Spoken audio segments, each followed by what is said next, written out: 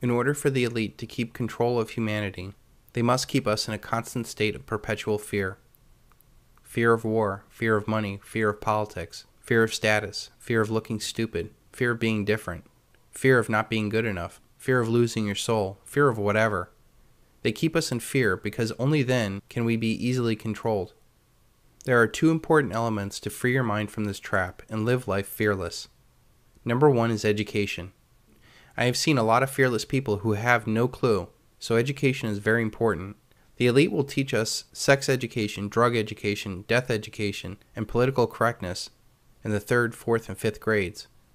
But they'll never teach us how our money works or what our founding fathers really fought for. This institutional ignorance is done to keep our heads down so that you're easily controlled.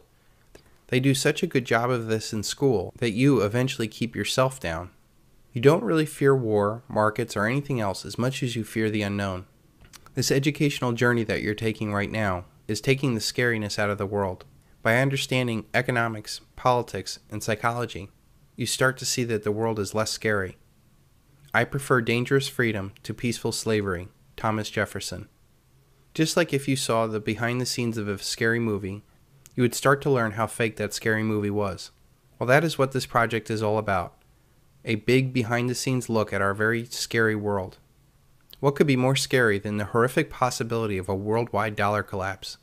This single event will have more effect on humanity than any other single event in human history. Quadrillions in wealth will be destroyed. All commerce will end because there will be no money to do business with. Food and fuel will stop being transported. Social chaos will ensue, leading to massive uprisings in all corners of the world. Nations will most likely go to war over natural resources. In short, our highly connected world will fall apart and millions, if not billions of people will die of starvation, disease, and war. Pretty scary stuff, huh? It is only scary if you're not aware and prepared. The second thing that is most important for you to become fearless is to really believe in yourself. This is not some Stuart Smalley daily affirmation, although this guy is now a United States Senator. It is a real, deep, educated belief in yourself, the kind of belief that you will only listen to your inner voice and ignore all other voices that are trying to hold you down. To really believe that you are special, that you do have a purpose, that you're not going to let anyone or anything hold you back from your destiny. Having the ability of the trivium to rationally observe, logically think about a solution, and having the ability to explain and persuade other people about your idea will get you through a majority of life's problems, or at least keep you ahead of the crowd. It's kind of crazy to think that most people in your own personal life really don't want you to succeed. They don't do this because they're really against you. They do this because they're not really for themselves. They're afraid that somehow your success will make them look or feel bad. Misery does love company. When you see that the ones that are trying to hold you back are fearful little people, it makes it so much easier to step out on your own. The reality is there are a lot more forces out there that are for you than there are forces against you. Your job is simple. Decide and commit to what you are going to be and walk that path the best that you can. Once you walk fearless, people will recognize this in you and help you realize your goals.